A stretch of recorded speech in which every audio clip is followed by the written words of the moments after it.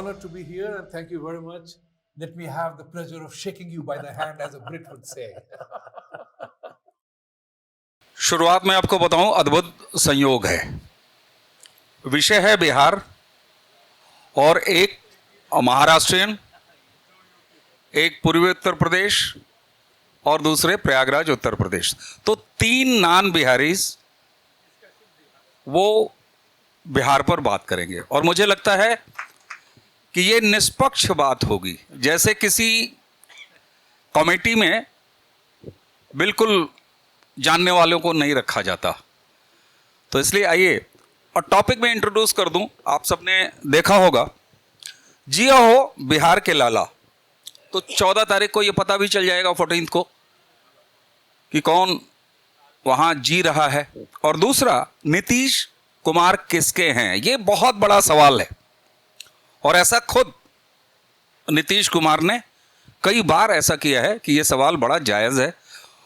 और 2024 में जो लोकसभा में मैंडेट आया 240, उसके बाद विपक्ष नरेंद्र मोदी के पास वैशाखियां आई हों चाहे ना आई हों, नीतीश कुमार और चंद्रबाबू नायडू की, लेकिन विपक्ष के पास 2 वैशाखियां नीतीश कुमार और चंद्रबाबू नायडू वो हमेशा आ गए हैं। तो वैशाखियों पर है विपक्ष दरअसल, जबकि वो कहते हैं कि मोदी सरकार है। पहले फेज का इलेक्शन हो गया है, दूसरे फेज का 11th को और उसके बाद 14 को रिजल्ट। हमारे साथ नाम लेने की भी आवश्यकता नहीं है, परिचय देने की भी आवश्यकता नहीं है। भाऊ का क्या ही परिचय मैं दे सकूंगा। प्रयागराज उत्तर प्रदेश से दशकों का पत्रकारिता का अनुभव, अनुपम जी, इनका भी परिचय क्या दूं। और मैं इतना विनम्रता से कह दूं कि कुछ है ही नहीं है मेरे पास अपना परिचय देने के लिए, तो मैं क्या दूं। सीधे शुरू होते हैं और बिहार के बगलगीर उत्तर प्रदेश से अनुपम मिश्रा जी को भी पहला अवसर नहीं देते हैं हम लोग। पहला अवसर सीधे महाराष्ट्र से, जो कि पूरे भारत की राजनीति, संस्कृति, समाज के हर दृष्टिकोण को परखते हैं, जांचते हैं। और मैं ये कहूं कि ये सुपर कंप्यूटर हैं वैचारिक, जो डिकोड भी बड़ा शानदार करते हैं और सटीकता तो इतनी कि नंबर भी घबरा जाए कि इतना सटीक कैसे बोल देते हैं, चाहे घटनाएं हो चाहे न बस हो। भाऊ जिया हो बिहार के लाला, ये एक वहाँ का जुमला है। जिया तू 1000 साला, मैं भोजपुरिया हूँ तो मैं गा भी सकता हूँ। और आगे बढ़ने से पहले मैं बता दूँ, वर्बल क्वेश्चंस नहीं, क्योंकि हमारे 2 वक्ता हैं, तीसरे वक्ता आप सब हैं। लेकिन पेपर लीजिए, जो भी सवाल हों, जिनसे भी हों, लिखिए और लिख के वॉलंटियर्स को दे दीजिए, वो आ जाएंगे। भाऊ, पहले तो आप सबका स्वागत और अभिनंदन। दूसरी बात, इन्होंने कहा कि मैं महाराष्ट्र से हूँ और बिहार से बाहर का हूँ। ये अजीब बात इन्होंने कही, क्योंकि आधा बिहार तो मुंबई में है और मैं मुंबई का हूँ। तो बिहार का ना होने से मतलब नहीं, मैं भारत का हूँ। कब जब मुंबई का होता हो तो बिहार का भी होता हो। हेलो, हाँ, तो मैं मुंबई का हूँ, महाराष्ट्र का हूँ, तो बिहार का भी हो, क्योंकि हिंदुस्तानी भी हो। तो इसलिए एक बात हमें समझना ज़रूरी है कि कहीं का भी चुनाव हो, हम सनातनी है, भारतीय है, और इसलिए मैं बायस रहूँगा। मैं बायस नहीं हूँ, ऐसा कभी भी मानता नहीं, क्योंकि हर एक के मन में अपना अपना बायस होता है। और मेरा बायस है, मैं हिंदू हूँ, मैं सनातनी हूँ। हाँ, इसका मतलब मैं दूसरों पर अन्याय नहीं करूँगा। तो महाराष्ट्र का हूँ तो बिहार पर भी अन्याय नहीं करूँगा। इन्होंने अच्छी बात छेड़ी कि जो मोदी को बैसाखिया बोल रहे थे, वही बैसाखिया विपक्ष के लिए। लेकिन ये समझ लो कि चर्चा 2024 के बाद ये हो रही है कि ये सरकार तो गिरेगी। और पिछले साल मैं यहाँ आया था, आपसे बहुत पर्सनली भी बात हुई थी, पब्लिक से बात हुई थी, चर्चा में बात हुई थी। मैं छाती ठोक के बोल रहा था ये सरकार नहीं गिर सकती, क्योंकि ये सरकार, मोदी की सरकार, तीसरी सरकार, गिराना अपोजिशन अफोर्ड नहीं कर सकता। ये मोदी का वीकनेस नहीं है, इनका अल्पमत मोदी का, यही तो मोदी का स्ट्रांग पॉइंट है। क्योंकि एक बात होती है मैं हमेशा कहता हूँ कि हमको अगर अपना दृष्टिकोण सामने रखना है तो भाषा भी हमारी होनी चाहिए। अगर आप सामने वाले की भाषा में फंस गए तो गड़बड़ हो जाती है। अब देखिए कि 240 पर अटके, मेजॉरिटी नहीं है, नीतीश और नायडू पर चलना पड़ेगा वगैरह वगैरह सब चर्चा कर रहे थे, लेकिन ये भूल गए कि चुनाव नरेंद्र मोदी का नहीं हुआ था, चुनाव लोकसभा का हुआ था। तो प्राइम मिनिस्टर 5 साल रहे, इसके लिए चुनाव नहीं था। लोकसभा 5 साल के लिए है, इसका चुनाव हुआ था। और उस लोकसभा में बहुमत दिखाने से कोई भी प्राइम मिनिस्टर बन सकता है। तो हम उस आर्ग्यूमेंट में फंस जाते हैं कि 240 तो कभी भी निकाल लिए तो गड़बड़ हो जाएगी। मानता हूँ ना, गड़बड़ हो जाएगी, मैं मानता हूँ सरकार गिर सकती है। सवाल सरकार गिरने से नहीं है, उसके बाद पार्लियामेंट बर्खास्त नहीं होती, आपको सरकार बनानी पड़ेगी। और आप यानी नीतीश और नायडू को साथ लेकर सरकार नहीं बना सकते, ये आपका वीक पॉइंट है। अल्टीमेटली वो मोदी का स्ट्रांग पॉइंट बन जाता है। हम चीजें देखते तो सही नजर से देखो। जो सब लोग 1 साल से मोदी का वीक पॉइंट बता रहे, मैं वही तो मोदी का स्ट्रांग पॉइंट बताता हूँ। इसका कारण मोदी को कॉन्फिडेंस है कि ये लोग सरकार गिरा सकते, बना नहीं सकते, और नहीं बनाएंगे तो मिड टर्म पोल में तो वो फिर निकल जाएगा। तो फिर क्लियर मेजॉरिटी में ना आए, इसलिए ये सरकार चलाना अपोजिशन की लाचारी है, ये बात समझ लो। ये अपना नैरेटिव होता है, अगर ढंग से देखो वो दिखाई देता है, लेकिन हम देखना नहीं चाहते। कल परसों मैंने शुरुआत में बोला था कि हम बात बोलते रहते लेकिन समझना नहीं चाहते। हम बार बार बोलते कि सच परेशान होता है, पराजित नहीं। अरे 24 साल से मोदी पराजित नहीं हो रहा है, क्योंकि वही तो सच है, लेकिन वो सच सामने है, बार बार दिखाई देता है और हम वो देखना नहीं चाहते। अब बिहार पर आता हूँ। बिहार पर नीतीश ने अपने पैरों पर कुल्हाड़ी मारी 2013 में।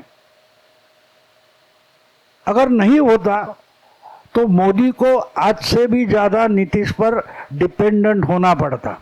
एक तरीके से मोदी को ना कहते हुए नीतीश ने मोदी को और बड़ा किया। हम देखने का तरीका होता है, आपको नजरिया कैसा होता है कि हम सब लोग जाते हैं यहाँ कहीं पत्थर देखते हैं, लेकिन अगर हमारे ग्रुप में, हमारे जमावड़े में कोई शिल्पकार होता है तो उसको उस पत्थर में मूर्त दिखाई देती है और वो बाकी का पत्थर निकाल कर मूर्ति सामने लाता है। हाँ, लेकिन उस पत्थर को तराशा जाता है तो उसको यातनाएं, वेदनाएं भुगतनी पड़ती है। मोदी वही भुगत रहे। भगवान बनना, हमारे मराठी में एक कहावत है, टाकीचे घाव सोसल्याशिवाय देव पण येत नहीं। यानी छिन्नी हथौड़े से जो तराशा जाता है, उसकी यातनाएं जब पत्थर पेलता है, उसी से वो भगवान बन जाता है। तो बात ये होती, नीतीश जो था उल्टी गलती की, उसको वापस आना पड़ा।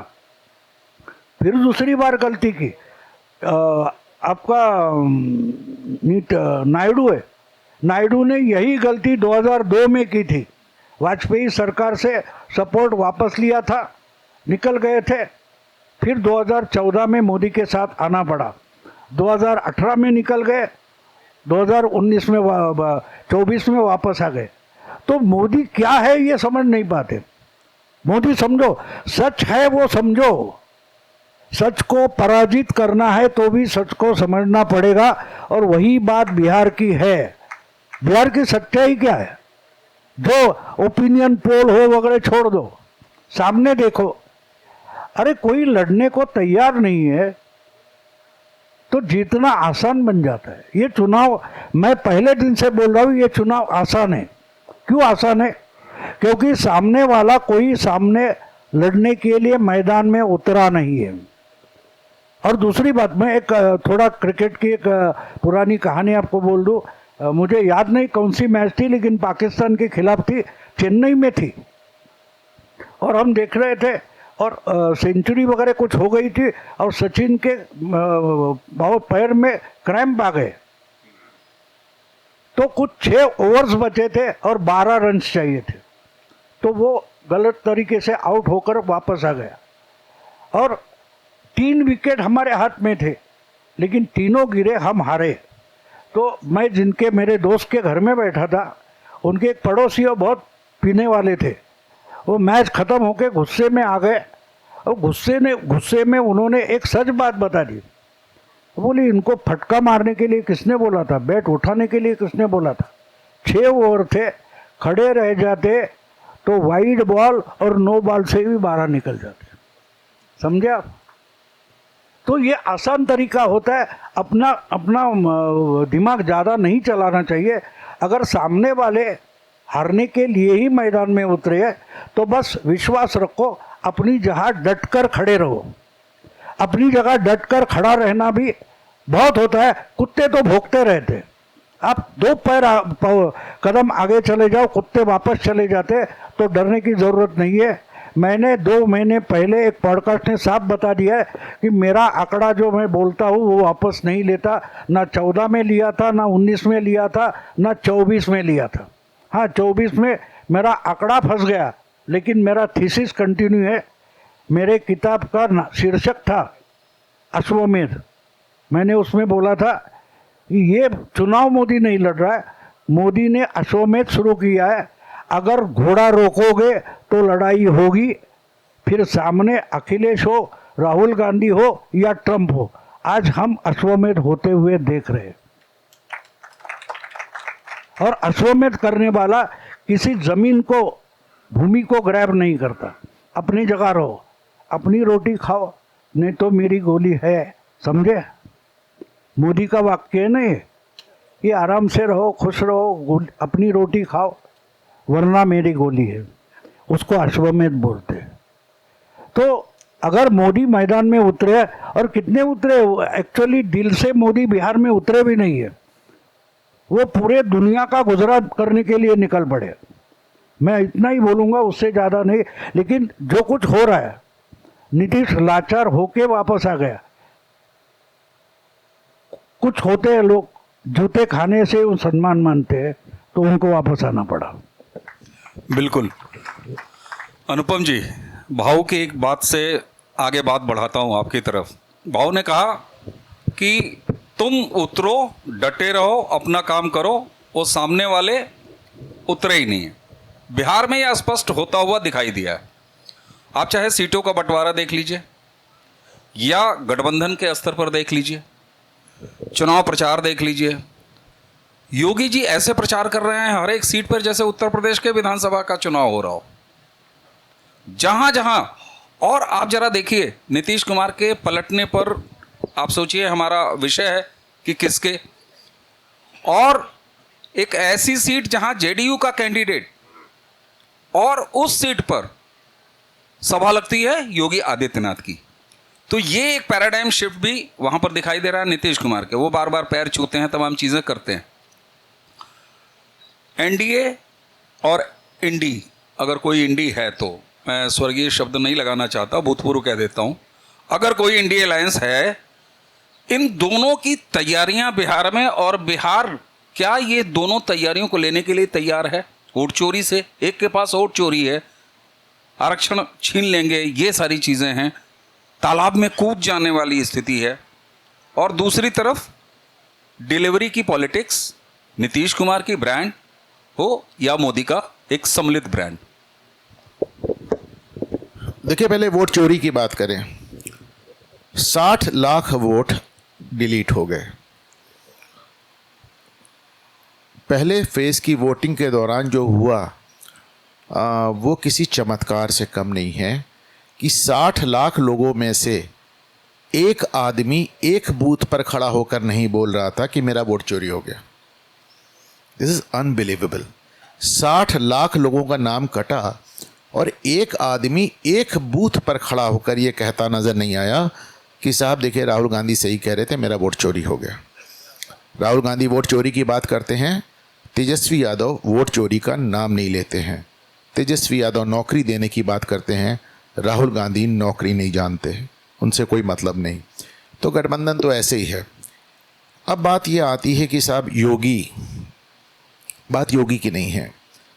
मैंने हमेशा कहा है कि किसी भी विधानसभा चुनाव को, अक्सर लोग कहते हैं विधानसभा चुनाव सेमीफाइनल है, लोकसभा फाइनल है।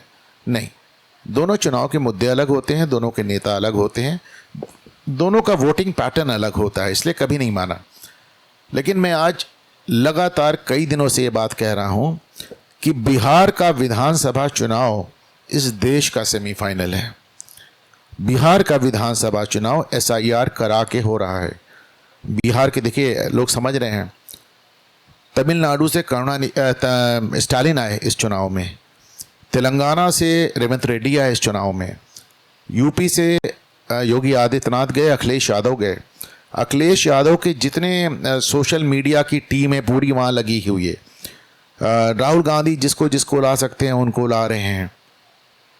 वामपंथी पूरी दुनिया के वहाँ इकट्ठे हैं CPI-ML के साथ। सिर्फ कोई नहीं आया तो ममता बनर्जी। और इसका जवाब इसलिए है क्योंकि ममता बनर्जी का आदमी वहाँ मौजूद है, उसका नाम प्रशांत किशोर है। प्रशांत किशोर कहता है कि बिहार के बाद मैं यूपी का चुनाव लड़ूंगा। कोई उसको ये नहीं पूछता है कि बिहार और यूपी के चुनाव में वेस्ट बंगाल का चुनाव है, वो क्यों नहीं लड़ोगे। तो ममता बनर्जी बेसिकली प्रशांत को फाइनेंस कर रही हैं। अब योगी वहाँ क्यों जा रहे हैं और अखिलेश क्यों जा रहे हैं? बहुत बड़ा एक तजुर्बा हो रहा है, प्रयोग हो रहा है, एक्सपेरिमेंट हो रहा है। अखिलेश को ये बात मालूम है कि अगर बिहार में 14% यादव और 18% मुसलमान बन के माई कॉम्बिनेशन बनाते हैं, तो यानी 14% और 18%, 32% का कॉम्बिनेशन अगर भाजपा को नहीं हरा पाया तो उत्तर प्रदेश में 16% मुसलमान और 6% यादव मिलके कैसे जीतेंगे? उनको मालूम है कि ये सेमीफाइनल हो रहा है। अगर ये सेमीफाइनल वो हार गए तो उत्तर प्रदेश का फाइनल वो एकदम खत्म हो जाएंगे। ममता को मालूम है कि सेमीफाइनल हो रहा है, उनको मालूम है कि जो SIR हुआ है यहाँ पे उसके क्या नतीजे आ सकते हैं, इसलिए वो अपने SIR को लेकर परेशान है। आपने देखा है कि वो BLS को और BLOs को TMC के कार्यालय में बुला के काम करा रही हैं, सड़क पे उतर के विरोध कर रही हैं। तो बिहार का चुनाव कई मायनों में एक लैंडमार्क चुनाव है। योगी भी इस बात को जानते हैं। 1.5 साल बाद योगी आदित्यनाथ को तीसरी बार सरकार बनाने के लिए चुनाव लड़ना पड़ेगा उत्तर प्रदेश में। उन्हें मालूम है कि परिस्थितियां कमोबेश वही होंगी जो बिहार में हैं। अब ऐसे में योगी जा रहे हैं और योगी का बड़ा ज़बरदस्त वहाँ पे आपने देखा कि उनको जैसे कहना चाहिए रिस्पांस, वैसे योगी जहाँ भी जाते हैं उनको रिस्पांस मिलता है। योगी को नॉर्थ ईस्ट और साउथ में मैंने ऐसी जगह रिस्पांस मिलते देखा जहाँ लोगों को हिंदी नहीं आती। वो कहते हैं हम सिर्फ योगी को देखने आए हैं। हाँ, तो नहीं, इसका कारण है योगी एकदम he speaks from the heart. मैं बार बार कहता हूँ वो पॉलिटिशियन है नहीं, वो राजनीतिक नहीं, वो आगे पीछे नहीं सोचते, वो आगे पीछे देखते भी नहीं है। जो उनको ठीक लगता है, जो भाषा योगी इस्तेमाल कर रहे हैं, मेरा दावा है कि किसी ने आज तक मुख्यमंत्री के स्तर पे ये भाषा नहीं सुनी होगी। जैसे इस बार मारा है वैसे आगे भी मारेंगे। एक मौलाना भूल गया था, उसको औकात बता दी। तो ये जो भाषा वो प्रयोग कर रहे हैं, मेरा दावा है कि मुख्यमंत्री तो बहुत दूर की बात है, बजरंग दल का छोटा कार्यकर्ता भी ये भाषा बात नहीं करता। तो लेकिन योगी कह रहे हैं because is not a politician. Bihar में जो कुछ भी हो रहा है उसका असर बंगाल में पड़ेगा, असम में पड़ेगा, यूपी में पड़ेगा, यहाँ तक कि तमिलनाडु में पड़ेगा। स्टालिन को आपने कितनी बार आपने तमिलनाडु से बाहर निकलते देखा? दैट मैन स्टेज इन चेन्नई, उसे बाहर निकलता ही नहीं। वो आया है तो उसको भी मालूम है कि बिहार एक बहुत बड़ा सेमीफाइनल है। बिल्कुल, बिहार एक बहुत बड़ा सेमीफाइनल है। और आपने कहा कि सब जानते हैं कि बिहार में क्या हो रहा है, तो वही है ना कि यहाँ जो कुछ भी हो रहा है फलाना जानता है। वो मैं शब्द अपने मुंह से निकालना भी नहीं चाहता। वाह, मैं आपकी तरफ आ रहा हूँ।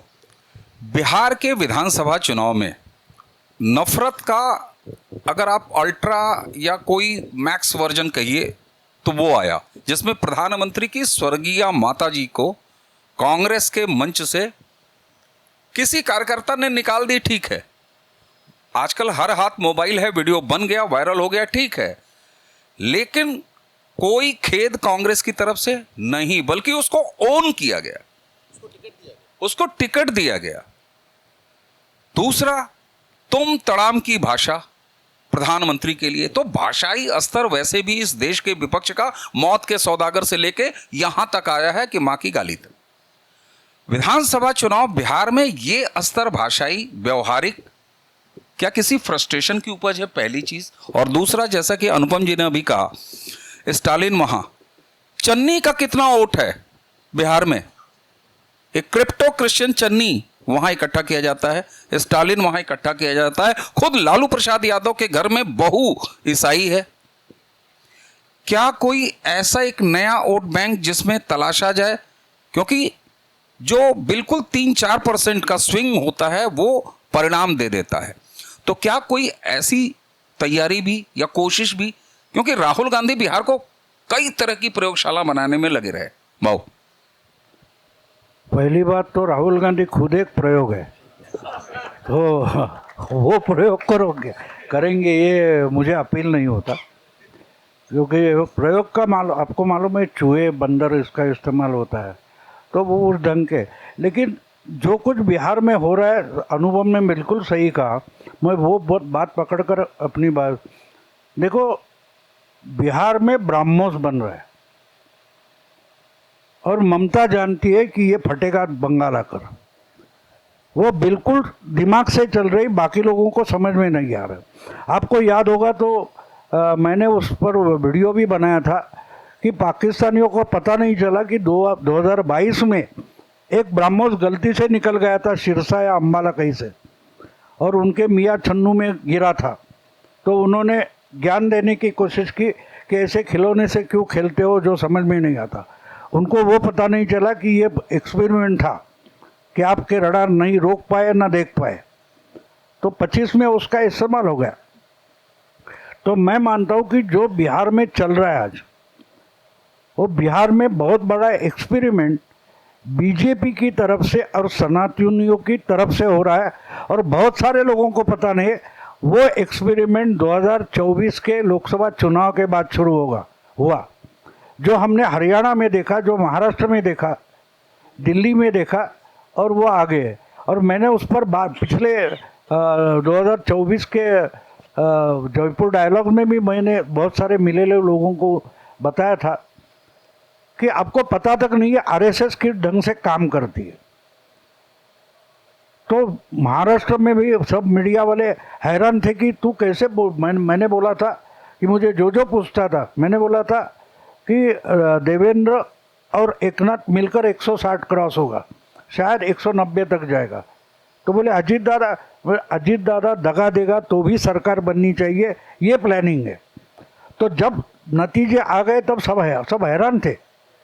तो मैंने बोला अंदर क्या आरएसएस में कोई संजय राउत है नहीं, ये मराठी मीडिया का प्रॉब्लम है। तो इसलिए क्या करने वाले हैं, क्या करते हैं, ये बताया नहीं जाता। तो हरियाणा और महाराष्ट्र में जो प्रयोग हुआ एक्सपेरिमेंट, वो ये था कि एक वोटर से कम 3 या 4 बार बात होगी 1 to 1। और जब 1 to 1 बात होती है, आप अपनी ज़िंदगी में जो एक बात एक्सपीरियंस करते हो, आप कहीं से आ रहे हो, कोई एक्सीडेंट देखा है, कहीं आग लगी देखी है, तो आप क्या बोलते हो? अरे मैंने मेरी आँखों से देखा है, मैंने अपने कानों से सुना है।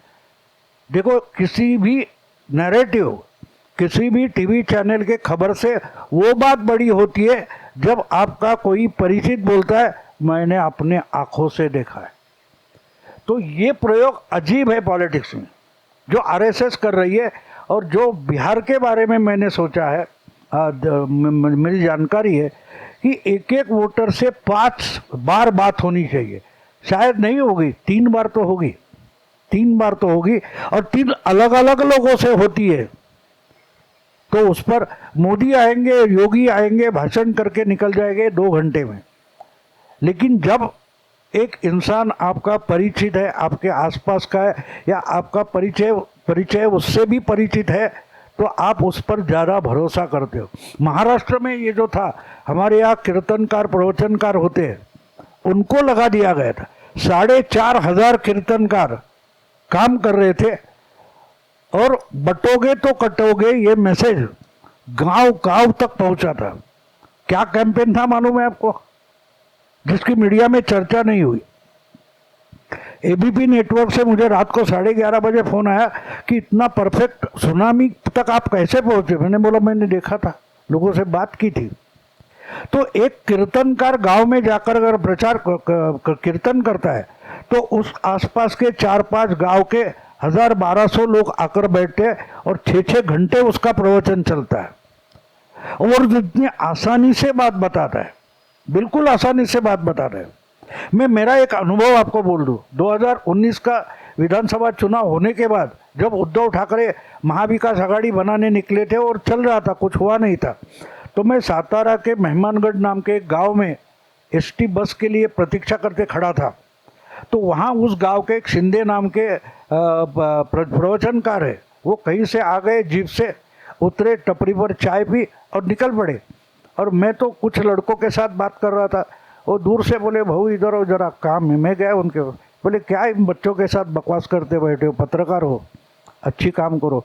मैंने बोला भाई बस की प्रतीक्षा कर रहा हूँ। क्या बोल, उन्होंने बोला ऐसा ऐसा चल रहा है। वो बोले कुछ नहीं होगा, ये उद्धव का वगैरह सरकार चलने वाला नहीं, पवार का। मैंने बोला कैसे? नहीं, बोले माऊली ने बोल के रखा है। मैं माऊली का मतलब संत ज्ञानेश्वर। मैंने बोला वो तो 800 साल पुराने हैं, आज की राजनीति में ज्ञानेश्वर ने क्या बोला है? बोला 2 लाइनें बताता हूँ, आगे जाकर ढूंढ लो और पढ़ो पूरा। तो उनका एक भारूड करके काव्य प्रकार था, तो उसमें ज्ञानेश्वर बोलते काट्याच्या अणीवर वसले 3 गाव, दोनों ओसाड एक वसेची ना। एक कांटे की जो नोक होती है उस पर 3 गांव बसे हैं। वर्णन क्या है देखो, काट्याच्या अणीवर वसले 3 गांव, कांटे की नोक पर 3 गांव बसे हैं। 2 वैसे ही ये बंजर है और एक है जो बसता ही नहीं। यानी इम्पॉसिबल आप पॉसिबल करने को निकलते हो तो कुछ होने वाला नहीं। ये फिर जाकर मैंने पूना में वो सब ढूंढ कर निकाला। मैं परेशान हो गया, चला कितना आसान करके लिखा है। और एक प्रवचनकार ने मुझे समझाया जो 50 साल से पॉलिटिक्स पर लिख रहा है, मैं उससे सीखता हूँ। अब दूसरे हमारे संत ज्ञानदेव है, नामदेव, जो पंजाब तक आए थे, तो उनका एक भारूड है, मुंगी व्याली शिंगी झाली तिचे दूध किती, 18 राजन भरून गेले प्याले 14 हत्ती। मुंगी यानी चीटी, चीटी को बच्चा हो गया और चीटी का दूध कितना है तो 17 हांडे भरकर दूध है और 14 हत्ती पी कर गए। ये कितना सरासर झूठ है। रोज मीडिया पर क्या सुनते हो भाई, नामदेव संत बोले। हम रोज मीडिया पर जो सुनते हैं, मुंगी व्याली शिंगी झाली तिचे दूध किती, 18 रांधण, वो बहुत बढ़िया। लेकिन वो जो कीर्तनकार क्या होता है, वो ये बातें लेकर जाता है, तो कितनी आसानी से उस वोटर को कन्विंस करता है। तो वो प्रवचनकारों ने महाराष्ट्र में जो चमत्कार किया है, वो बोले देखो ये पवार उद्धव उनके बारे में चुनाव नहीं है, अगले साल पंढरपुर की वारी होगी या नहीं ये तय करना है आपको। अगले साल का चातुर्मास होगा कि नहीं ये इस वोट से तय करना है। मतलब साफ था, बटोगे तो कटोगे। तो कितनी आसानी से जाते हैं। तो बिल्कुल वही लोग उसी ढंग से बिहार का आत्मा समझकर पिछले 6 महीने से लगे हैं, जिसकी किसी मीडिया में खबर नहीं है, तो समझो बिहार में ब्रह्मोस बन रहा है। बिहार में ब्रह्मोस बन रहा है और उसकी टेस्टिंग वेस्ट बंगाल में देखी जाएगी और कुछ राज्य और हैं, फाइनली 27 में उत्तर प्रदेश भी है। अनुपम जी, बिहार के जब भी सूत्रों से या संपर्कों से, मित्रों से मेरी बात होती है, तो ख़ास तौर से जो राष्ट्रवादी हैं, जो सनातनी हैं, जो 24 कैरेट वाली सरकारें चाहते हैं, तो वो कहते हैं साहब बिहार में भारतीय जनता पार्टी अपने दम पर क्यों नहीं खड़ा होती, क्यों नहीं मेहनत करती, बिहार में कोई स्टेट लेवल का बीजेपी लीडर स्ट्रांगली क्यों नहीं, वो इससे पहले सुशील मोदी जी और अब सम्राट पर भी वो लोग बात करते हैं। आखिर बिहार जैसे हिंदी भाषी राज्य में भारतीय जनता पार्टी की ये स्थिति क्यों है और क्या ये समय की मांग है या वो समय अभी नहीं आया है? ये प्रश्न मैं केवल आपसे नहीं, अब चूंकि प्रश्न हमारे पास आने लग पड़े हैं, तो भाऊ आपके लिए भी ये दोनों प्रश्न मैं ऐसे दोनों के सामने प्रस्तुत कर रहा हूँ। ये प्रश्न भी नहीं है, बिंदु है जिस पे हम लगातार चर्चा करेंगे, उसके बाद प्रश्न आएंगे। जी नहीं, बिहार भाजपा के लिए एक तिलिस्म रहा है। भारतीय जनता पार्टी पर आरोप लगता है कि साहब वो हिंदी भाषियों की पार्टी है। हम समझ सकते हैं कि दक्षिण भारत में उसको विस्तार करने में समस्या आ रही है। हम समझ सकते हैं कि नॉर्थ ईस्ट में दिक्कत आ रही है। हालांकि नॉर्थ ईस्ट में तो उसने वहाँ भी सरकार बना ली जहाँ उसने एक भी विधायक नहीं जीता। लेकिन बिहार एक खाँटी हिंदी भाषी, और वहाँ पर भारतीय जनता पार्टी आज तक अपने पैरों पर खड़ी नहीं हो पाई। बहुत बड़ा वोट बेस है, सब कुछ है। इसको आपको इस तरह देखना पड़ेगा, आपको 89 से देखना पड़ेगा।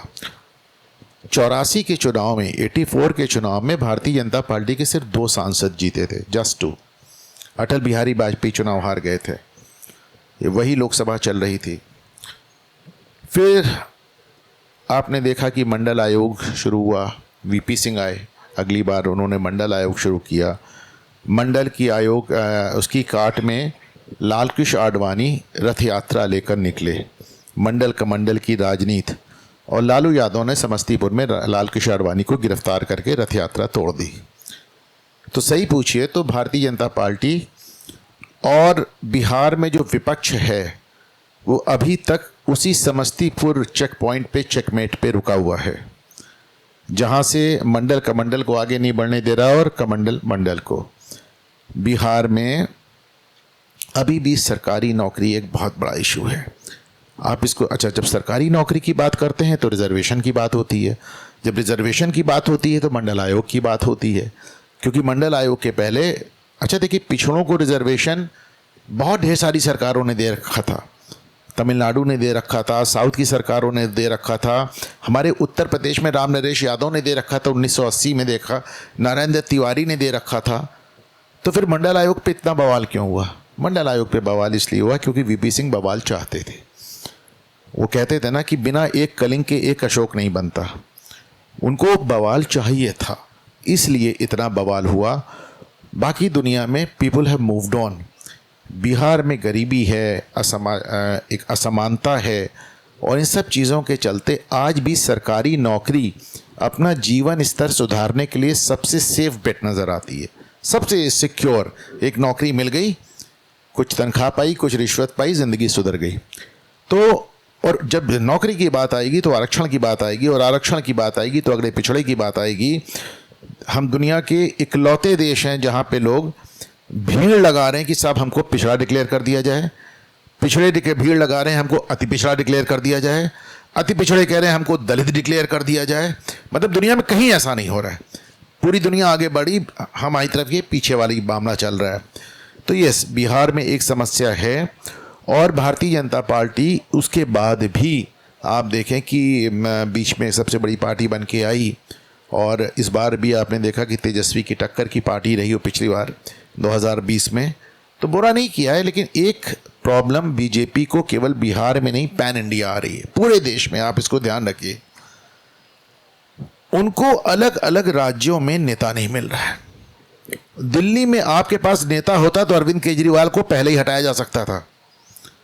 जहां पे आपके पास नेता था मध्य प्रदेश में शिवराज सिंह चौहान, उनकी जगह आपने कह दिया कि हमको यंगा लौट लाना है।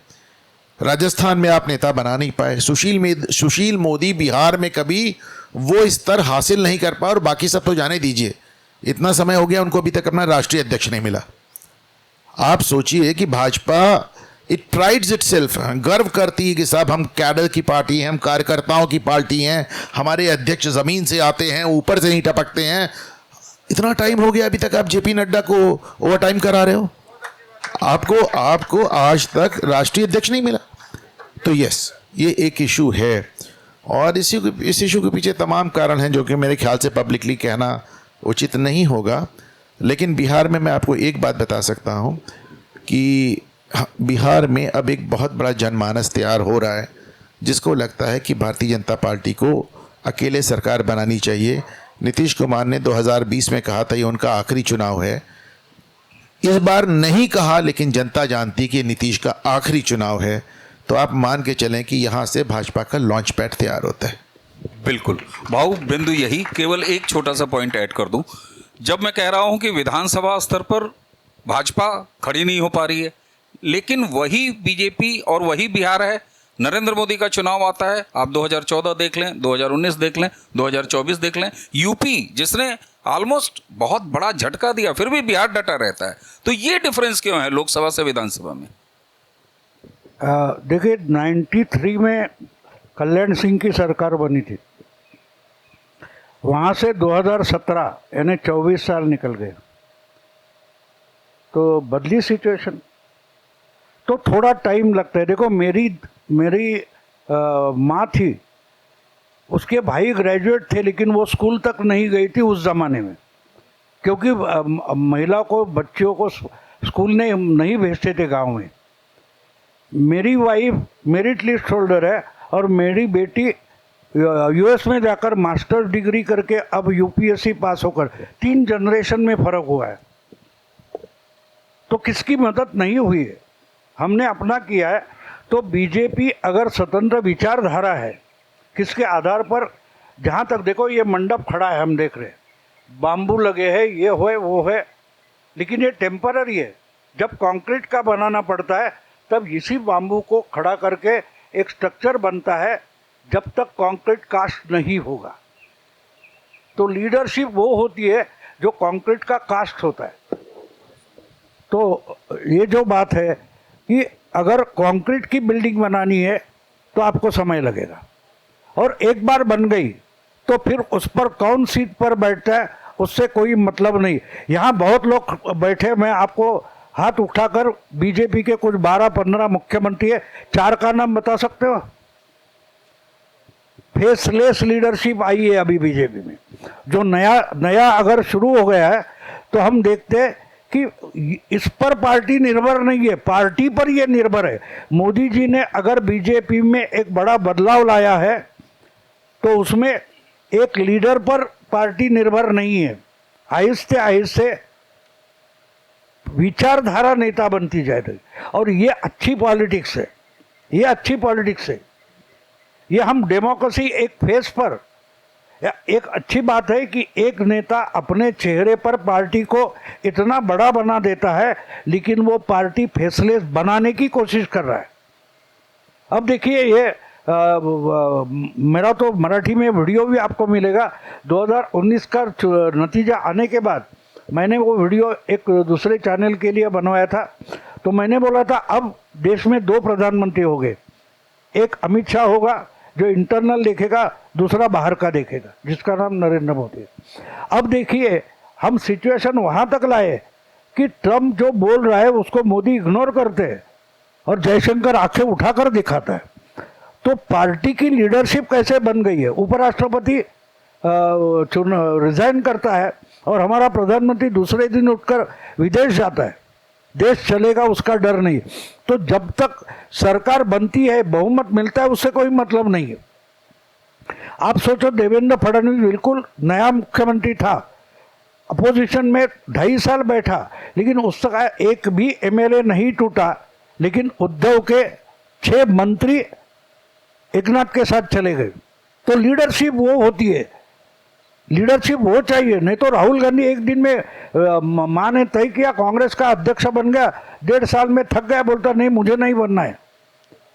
तो लीडर वो नहीं होता। लीडर मैं मानता हूँ कि जो अपने फॉलोअर्स को पसंद नहीं, वो भी बात उनके गले में बांध देता है, वो लीडर होता है। और मोदी जी वो लीडरशिप बना रहे।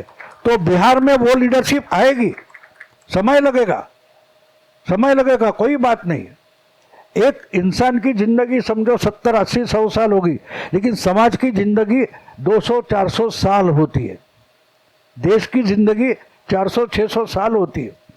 तो ये बदलाव आएगा, और ये बदलाव मैं नहीं बोल रहा हूँ। 2013 में जयराम रमेश ने बोला था टाइम्स ऑफ इंडिया को इंटरव्यू देते हुए कि आज़ादी के बाद पहली बार कांग्रेस के सामने सबसे बड़ा एक चैलेंज खड़ा हुआ है जिसका नाम नरेंद्र मोदी है। 24 साल से उस इंसान को दुनिया भर की थिंक टैंक ढूंढ ढूंढ कर निकाल रही है, इसको पराजित कैसे करे, हारता नहीं है, क्योंकि वो सच्चाई पर खड़ा है और सच्चे काम कर रहा है। तो बिहार में लीडरशिप बनेगी। हम देवेंद्र फडणवीस मुख्यमंत्री बनने से पहले क्या थे? हाउस में अपोजिशन लीडर तक नहीं थे, लेकिन जब लाकर खड़ा किया, बिठा दिया, उसने दिखा दिया।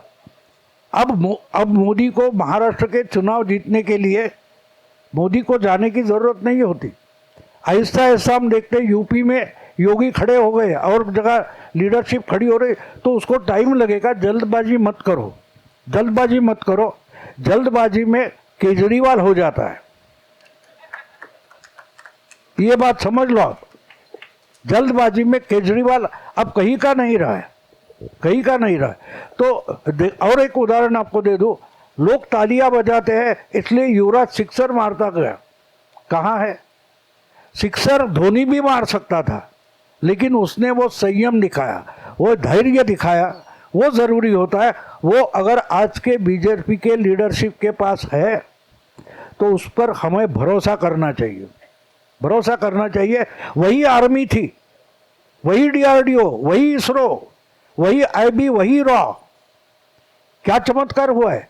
एक वार हमने कुछ घंटों के लिए किया, पाकिस्तान को अधमरा करके छोड़ दिया। मैं उसका वर्णन ऐसे करता हूँ, आप तो यूट्यूब क्या बोलते हैं उसको, डिस्कवरी वगैरह देखते हो ना, वो चीता मादा होती है, वो अपने बच्चों को पढ़ाने के लिए, सिखाने के लिए, ट्रेन करने के लिए किसी हिरन को मारती है, पूरी जान नहीं लेती, अधमरा करके अपने बच्चों के पास छोड़ देती है और वो उसको शिकार करना सिखाती है। युद्ध विराम किस लिए था? अधमरा करके छोड़ दिया। अभी बलूची है, TTP देखेंगे, हमें कुछ करने की जरूरत नहीं। ये समझना जरूरी होता है। ये प्रेस कॉन्फ्रेंस लेके मोदी नहीं बताएंगे, ये हमें, अगर हम मोदी पर भरोसा करते हैं तो मोदी जी क्या कर रहे हैं ये हमें समझना जरूरी होता है। हमारा सेनापति क्या कर रहे हैं? जब गलवान में आपको याद होगा जो कुछ हुआ था, 22 लोग हमारे मरे थे, चाइना के 40 मरे थे, तो मैं हैरान था। अगर गोली नहीं चली, हथियार नहीं थे, तो खाली हाथ पांव से कैसे लड़ाई हो सकती है? तो खाजगी वाले करके मेरा एक दोस्त ब्रिगेडियर है, मैंने उसको पूछा ये क्या हो गया? वो बोला वो चीनी लोगों ने गलती की। मैंने बोला क्या गलती की? नहीं, उसने वो कर्नल सुरेश बाबू था उसको मार दिया। तो बोला उससे क्या होता है? नहीं, बोला वो जो हमारे वहाँ होते हैं उनके लिए दिल्ली में बैठा जनरल कुछ मायने नहीं रखता, उनका जो कोर कमांडर होता है वो बोलेंगे कि मरना है तो मरेंगे, लेकिन वो बाप होता है, उसको हाथ लगाया, वो मर गया, उसके बाद उनको दिल्ली का जनरल भी नहीं रोक सकता। ये गलती होती। तो अगर हम भरोसा करते हमारे लीडर पर तो भरोसा रखो, बहुत कुछ होने वाला है। बहुत कुछ मैं जानता भी हूँ, बोलना नहीं चाहता, झोलने की जरूरत नहीं है। बिल्कुल, बहुत कुछ होने वाला है। मुझे लग रहा है कि अब प्रश्नों को ले लिया जाए, सवालों को। तब तक जब तक मैं इसमें सवाल कुछ शॉर्ट करूं, तो ऐसे एक बिंदु छेड़ देते हैं बिहार को ही लेके। सीमांचल, हालांकि वो मिथिलांचल है जो वेस्ट बंगाल से लगा हुआ है और एक तरह से बांग्लादेश के भी करीब है। डेमोग्राफी चेंज की बहुत सारी बात हो रही है। 15 अगस्त को प्रधानमंत्री जी ने भी अपने भाषण में एक तयशुदा डेमोग्राफी बदलने की बात और उसको सही करने की बात कर रहे हैं। बिहार के संदर्भ में इसका क्या महत्व है? और सीमांचल को देखते हुए जो वहाँ का इलेक्शन पैटर्न आप देखिए, ओवैसी कैसे परफॉर्म कर रहे हैं, इवन दरभंगा जैसी जगहों पे, सहरसा जैसी जगहों पे, बेगूसराय, ये सारे डेमोग्राफी चेंज हो रही है, बड़ी तेजी से चेंज हो रही है। तो इससे जरा सा आप दोनों के लिए।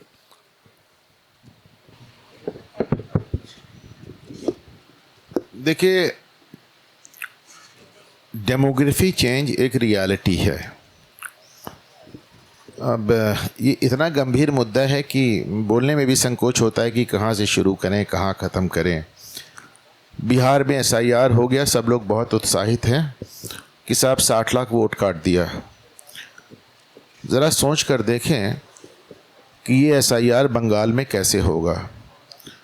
इलेक्शन कमीशन के पास अपना स्टाफ नहीं होता है, राज्य के कर्मचारियों से ही ये वो काम कराता है।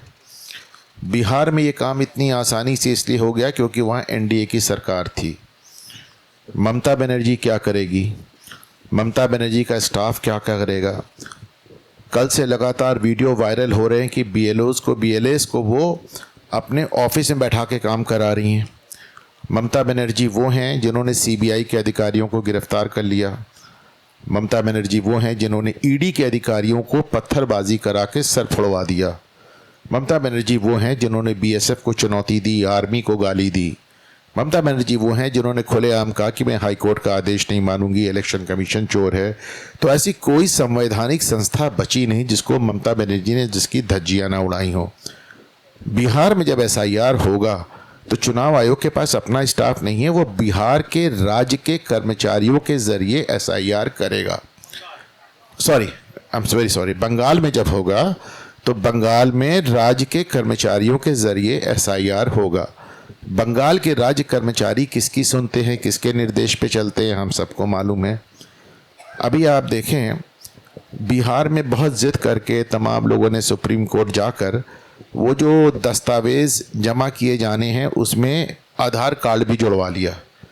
लेकिन इस बार अभी चीफ इलेक्शन कमिश्नर ने कहा 10 दिन पहले प्रेस कॉन्फ्रेंस में कि आधार कार्ड जोड़ने का मतलब ये नहीं कि हम आपकी नागरिकता मान लेंगे। आधार कार्ड जुड़ने का मतलब है कि अगर आप आधार कार्ड दोगे तो हम बाकी तरह से आपको वेरीफाई करेंगे, बाकी तरह से पता करेंगे कि आप सही हो या नहीं, तभी आपका नाम लेंगे। पर ये कौन वेरीफाई करेगा? वही वेस्ट बंगाल के राज्य कर्मचारी। ये कौन तय करेगा? वही वेस्ट बंगाल के राज्य कर्मचारी। भाऊ एक बात कह रहा हूँ, जरा सुने। मैं शायद पहली बार इस बात को कह रहा हूँ, अभी आदि अचिंत के साथ शो कर रहा तो मैंने कहा अगर आपको बंगाल में राष्ट्रपति शासन लगाने में दिक्कत है, यदि आपको लगता है कि राष्ट्रपति शासन लगाने से ममता बनर्जी को सिंपैथी मिलेगी, उनकी सरकार लौट आएगी, तो भी लगा दीजिए। इसलिए लगा दीजिए, चुनाव लड़ने के लिए नहीं लगा दीजिए, एसआईआर कराने के लिए लगा दीजिए। मेरी बात सुने, एसआईआर के बहाने अगर वो 2 करोड़ नए, आपने देखा है कि पश्चिमी उत्तर प्रदेश से, हरियाणा से, कर्नाटक से, हर जगह से जो घुसपैठिए हैं भाग के गए हैं बंगाल। अगर एसआईआर में ममता इनको नागरिक बना देती है तो अगली बार ये भागेंगे नहीं। अगर एसआईआर में वोटर रोल में इनकी एंट्री हो जाती है तो वोटर रोल में एंट्री का उसी होती है जो नागरिक होता है। तो अगर उनकी वोटर रोल में एंट्री हो जाती है तो इनके ऊपर नागरिकता का ठप्पा लग जाएगा, फिर ये कहीं से नहीं भागेंगे, पूरे देश के कोने कोने में फैल जाएंगे। बिहार में एसआईआर के लिए राष्ट्रपति शासन होना चाहिए, चुनाव के लिए भले ना हो। My point. बंगाल में, आई एम सॉरी, बंगाल में है, बिहार दिमाग में छाया हुआ। सॉरी, बिहार चल रहा है जी। मैं अनुभव की बात मान लेता हूँ, लेकिन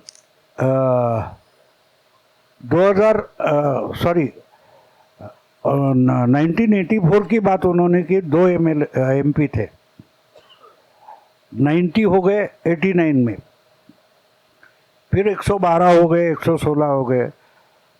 तो ममता की राज में ममता की कर्मचारी जो है, सरकारी कर्मचारी, वो सब के सब ममता के गुलाम है, ये तो मैं मानूंगा नहीं। 10-12 तो हो गए, 10-12% हो गए जो ममता से खुश नहीं हो गए, वो कोऑपरेट करेंगे।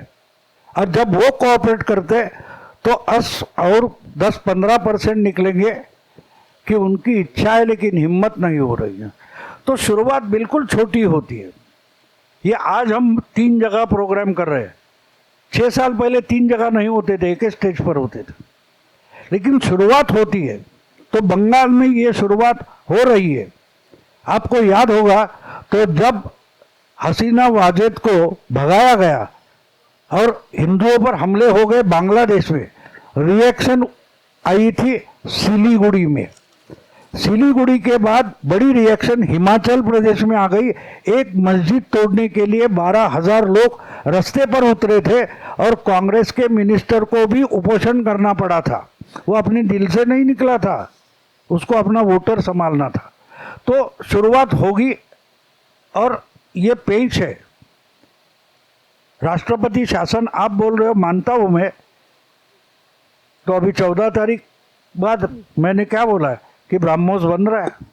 बिल्कुल 14 तारीख को ब्रह्मोस ब्लास्ट हो जाएगा तो राष्ट्रपति शासन बन के गिर सकता है।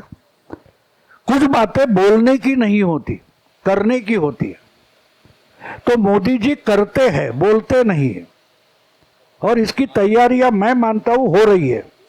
और ये पेश देखो, सीए के बारे में जो गड़बड़ हो गई थी, तो एसआईआर के जरिए सीए लाया जा रहा है। इसमें अड़ंगा लगाएंगे तो और तरीका निकलेगा जरूर, क्योंकि ये इंसान रुकने वाला नहीं है। जिसको हम नरेंद्र मोदी बोलते हैं, वो रुकने वाला नहीं है। बिल्कुल बिल्कुल भाव। और अब सवाल आपके, और बड़ा अच्छा लगा कि खूब अच्छे सवाल हैं। तो अनुपम जी आपसे देखें, 3 सवाल अमर हैं पुणे से, संजय राय हैं जबलपुर से, और विनोद शर्मा जी हैं ग्रेटर नोएडा से। इन तीनों के सवाल मिलते जुलते हैं कि नीतीश की तबीयत ठीक नहीं रहती, नीतीश कितने दिन चलेंगे, क्या नीतीश को राष्ट्रपति बना दिया जाएगा, क्या जनता दल यूनाइटेड का भाजपा में विलय हो जाएगा। ये तीनों सवाल नीतीश की तबीयत को लेकर हैं। मैं आपको बताऊं कि CIA अब बताती है कि रोनाल्ड रीगन जब अपने सेकंड कार्यकाल में थे, 4 साल का कार्यकाल होता है, तो पहले 6 महीने के अंदर उनको अल्जाइमर हो गया था, और बाकी 3.5 साल तो उनको समझ भी नहीं आता तो क्या बात कर रहे हैं। अभी जो बाइडेन को आपने देखा, मंच पे भूतों से हाथ मिलाता था, किसी का नाम किसी के लेता था। तो अगर अमेरिका का राष्ट्रपति से चल रहा है तो नीतीश कुमार तो माशाल्लाह बड़ी अच्छी जगह है, बहुत अच्छी पोजीशन में, उनको आप मान के चलें कि वो इतना परेशान नहीं होंगे, और उनको राष्ट्रपति बनाने का कोई सवाल नहीं है, ना नीतीश बनेंगे। क्योंकि अगर एक आदमी मेडिकली अनफिट बताया जा रहा है, अगर उसको आप राष्ट्रपति के पद पर ले जाएंगे तो सरकार के लिए बहुत बुरा होगा। रही बात जनता दल यूनाइटेड के भाजपा में सम्मिलित होने की, तो ये एक ऐसी चीज़ है जिसको नीतीश अपने जीते जी तो नहीं होने देंगे। अशक्त हो जाए तो बात अलग है। और दूसरा सवाल ये है कि, एक मिनट से बता दे रहा हूँ कि अगर कि अगर मुसलमान भाजपा को वोट करने लगे तो क्या भाजपा कांग्रेस हो जाएगी। देखिए, सीताराम गोयल जी ने कहा था कि समय आने के साथ कांग्रेस मुस्लिम लीग हो जाएगी, भाजपा कांग्रेस हो जाएगी। ये सत्ता की कुछ मजबूरियां होती हैं और तमाम हालात हम लोगों को नज़र आते हैं। बस एक छोटी सी बात मैं इसमें जोड़ दूं, वही काम अगर राहुल गांधी करते हैं तो हम उनकी आलोचना करते हैं, वही काम अगर मोदी करते हैं तो उसकी आलोचना नहीं, उसका बचाव करते हैं। अंतर सिर्फ एक है, अंतर है नीयत का। राहुल गांधी की नीयत क्या है और मोदी की नीयत क्या है। बहुत बहुत धन्यवाद। और भाव आपके लिए मैं पढ़े देता हूँ, और ये 3 अलग अलग सवाल हैं लेकिन भाव तीनों का एक ही है। ये एक सवाल है हमारे पास तपेश शर्मा जी का, the absence of Nitish ji in the PM's Modi's rally. ये बोल रहे हैं कि मोदी जी की रैली में नीतीश कुमार नजर नहीं आ रहे हैं, तो कोई गड़बड़ है क्या। दूसरा, सोनू चौधरी साहब, बिहार बीजेपी के सीनियर नेताओं ने फ्यूचर लीडरशिप को जानबूझकर बनने नहीं दिया, वही। तीसरा एक सवाल है हमारे पास वरुण कुलकर्णी साहब, उनका सवाल है, does minority affairs ministry show that BJP has taken Hindu vote for granted. तो ये सारे सवाल जो है, ये सवाल वामपंथी मीडिया ज़्यादा सुनने वालों से आए हुए, वो उनका नैरेटिव आप मुझे पूछ रहे हो, तो इसमें कोई दम नहीं है। देखो, जो बैठे लोग, मैं आपकी एक बीजेपी के कार्यकर्ताओं का सम्मेलन था, और मैं तो बीजेपी वाला हूँ नहीं, मैं आरएसएस वाला भी, मैं लेफ्ट से आया हूँ। लेकिन जब मुझे पता चला कि यहाँ रटाया चलता है, दिमाग लगाना गुनाह है, तो मैंने बोला भाड़ में गई तुम्हारी विचारधारा, मैं मेरे दिमाग को जंग नहीं चढ़ने दूंगा। तो वहाँ से सनातनी हुआ, तो मैं बीजेपी का भी जंग मेरे दिमाग पर नहीं चढ़ेगा। तो बीजेपी के सम्मेलन में मुझे बुलाया था, तो मैंने बोल दिया वहाँ कि बहुत सारे लोगों की चर्चा चाय पीते हुए सुनी है मैंने, कि आपको एक मन में गुस्सा है कि ये बाहर से आकर सीटें पद ले रहे हैं, सत्ता ले रहे हैं, तो हम पार्टी के लिए क्यों तड़प रहे इतने। तो मैंने एक बात उनको बोल दी कि सब लोग को मैं कोंकण से हूँ, मालवणी बोलते हैं हमारे यहाँ, तो हमारे एक मालवणी में कहावत है, मासो देवसो कोण दाखवणे, ऐसा बोलते हैं। तो उसका मतलब होता है, जब गर्मी का समय होता है तो कोंकण की नदियाँ सूख जाती है, लेकिन कहाँ कहाँ पानी बचा रहता है, जो बचा रहता है पानी उसको कोंड बोलते हैं। वहाँ मछलियाँ बची रहती है, अगर कांटा उधर डालो तो मिल जाता है, तो आप कांटा डालकर मछली पकड़कर घर जा रहे हो और कोई मिलता है, अरे कहाँ से मिला, कहाँ से मिला वो मत बताओ, उसको मछली दे दो। तो बीजेपी बाहर के लोगों को लेती है, पद वगैरह देती है, लेकिन डिसीजन मेकिंग जो है वो हाफ चड्डी वाले के पास ही होता है, इस पर भरोसा रखो। बिल्कुल। तो देवेंद्र भी उधर हंसने लगे मुझे, देखो बोले आप कहाँ से ये जुमले लाते हो। मैंने बोला गलत है तो बोलो, कितना भी हो, होम मिनिस्ट्री अपने पास रखा है, उसका मतलब समझते हो, समझ आ जाएगा। बाबा फुल पैंट पहन रहे हैं वो लोग। नहीं, फुल पैंट पहले, दिमाग तो हाफ चड्डी में है ना। भाऊ एक सवाल आपके लिए और है, हालांकि दो हैं। ये प्रशांत प्रधान जी का सवाल है पुणे से। उनका यह है कि भाऊ तेजस्वी को, इंग्लिश में लिखा है, मैं तर्जुमा ही कर दे रहा हूँ इसका, उन्होंने लिखा है कि तेजस्वी के साथ जो है वो सरकार बना के नीतीश कुमार जी ने उसको जो है मौका दे दिया, ग्रो कर दिया। तो ये अभी क्या है कि फिर क्या वापस हो जाएंगे? तो ये वही आपने जो कहा कि नीतीश ने तो वो गलती की। और एक सवाल है आरती श्रीवास्तव जी का। नमस्कार भाऊ जी, आपके प्रतिवाद यूट्यूब चैनल को फॉलो करते हुए मेरा सवाल, आपका अनुभव व विचार सभी प्रदेशों पर जानने को मिला है। आप जयपुर डायलॉग से जुड़े, आपका राजस्थान में बीजेपी वर्तमान के संबंध में क्या विचार है? ये बिहार से बाहर का प्रश्न था, इसलिए मैंने इसको बिल्कुल अंत में लिया है, क्योंकि ये हिस्ट्री की क्लास में शारीरिक शिक्षा की बात कर रहा था। वो नहीं, ये आप जो समझ रहे हो कि तेजस्वी ने किया है, ये बिल्कुल गलत बात है। हम शुरू से देखो तो जनता पार्टी कैसे डूब गई थी, जो कांग्रेस मर रही थी उसको सो कॉल्ड सोशलिस्ट थे, उन्होंने बचा लिया। 79 80s में कांग्रेस रिवाइव हो गई, तो कांग्रेस को इन्होंने जिंदा किया है। मर रही कांग्रेस, अब महाराष्ट्र में तो कांग्रेस मर गई थी, उद्धव ने उसको संजीवनी दे दी।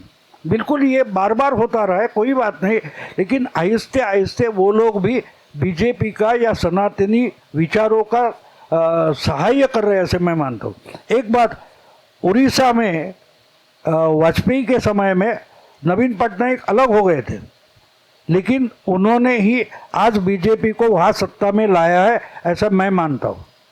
बीजेपी एक बोला जाता है, एक वामपंथियों का एक नैरेटिव हमेशा है कि बीजेपी किसी के साथ दोस्ती करती है तो उसको खा जाते हैं। ये बिल्कुल गलत है, ऐसा कहीं भी नहीं हुआ है। हाँ, कांग्रेस ने ऐसा किया है, कांग्रेस ने ये किया है। 91 में जनता पार्टी थी, जनता दल था, हाँ 91 में नरसिंह प्राइम मिनिस्टर थे, चिमनभाई पटेल पूरी जनता पार्टी जनता दल लेके कांग्रेस में चले गए, मिनिस्ट्री लेकर चले गए, तो किसने खाया? बीजेपी ने। ऐसा कौन सा पार्टी खाया है? मुझे दिखाओ। ये प्रचार किया जाता है, हम उसमें फंस जाते हैं, कहीं नहीं हुआ है। हाँ, एक बात हुई है, इनके मरने से बीजेपी बढ़ी है, क्योंकि बीजेपी के पास एंटी कांग्रेस वोट कंसोलिडेट हो गए। महाराष्ट्र में जब शरद पवार वापस चले गए 86 में कांग्रेस में, तो जो एंटी कांग्रेस वोट था वो ना जनता पार्टी जमा कर पाई, ना शेतकरी कामगार पार्टी कर पाई, उसमें शिवसेना चली गई, बीजेपी चली गई। तो ये होता रहता है, लेकिन ऊपर जो नीचे होगा उसमें कोई बड़ी बात नहीं। एक बात समझ लो कि अगले 30-40 साल पूरे देश की राजनीति सनातन के इर्द गिर्द घूमती रहेगी, सत्ता में हो ना हो, राजनीति सनातन की होगी। बिल्कुल। अनुपम जी, आप एक बात ऐड करना चाह रहे थे, और वो राजस्थान वाला वो विषय दूसरा है, तो इसको रहने दीजिए, फिर राजस्थान। देखिए, बिहार पे बात हो रही थी। एक बात ध्यान रखिएगा कि बिहार में 2 दिन बाद वोट पड़ने वाला है, सेकेंड फेज की वोटिंग हो रही है, और नेता विपक्ष देश के राहुल गांधी मध्य प्रदेश में एक 5 स्टार होटल में बैठ के 3 साल बाद होने वाले चुनाव की रूपरेखा बना रहे हैं। पचमढ़ी, मतलब आप इसको सोच के देखिए, मूर्खता कहूँ क्या कहूँ, बिहार में अभी वोटिंग हो रही है, बंदा उसको छोड़ के मध्य प्रदेश की प्लानिंग करने गया है जहां 3 साल बाद चुनाव है। जो बात मैं कह रहा हूं कि हम सब की उम्मीद की किरण राहुल गांधी है। जब तक राहुल है तब तक चिंता की कोई खास बात नहीं है। अकेले मोदी नामुमकिन है, राहुल के साथ कुछ भी मुश्किल नहीं है। और एक दूसरी बात मैं इनके से जोड़ दूं कि इनकी माँ ने भी कांग्रेस का अध्यक्ष होने के बाद पंचमढ़ी में ही बड़ा सम्मेलन किया था। चिंतन शिविर उनका था पंचमढ़ी। बिल्कुल। बिहार में वोट नहीं पड़ रहा था उस समय बिहार में वोट नहीं पड़ रहा था। ये राहुल गांधी ही कर सकते हैं। वोट कहाँ से भी बड़ा वाला है। राहुल गांधी को वोट कहाँ पड़ता है उससे कोई मतलब नहीं है। उनके दिमाग में बैठ गया है कि जहाँ वोट पड़ता है वहाँ से चोरी होता है, तो उसके नतीजों के लिए क्यों चिंता करें। वो बिल्कुल। तटस्थ और साधु पुरुष है, दुखी होते नहीं, खुश होते नहीं। सबसे बड़ा सनातनी वही है, गीता का परफेक्ट, कर्म किए जाओ फल की चिंता नहीं। हाँ, बिल्कुल। तो इसी के साथ आज का यह सत्र यहीं समाप्त करेंगे। हमारे दोनों सम्मानित वक्ताओं के लिए आप सबसे तालियां चाहूँगा, दोनों को धन्यवाद देते हुए। और आप सब अपने लिए भी ये ताली बजा रहे हैं। आपने बड़े धैर्य और बड़े गंभीरता से हमें सुना। नमस्कार। जय जय श्री राम।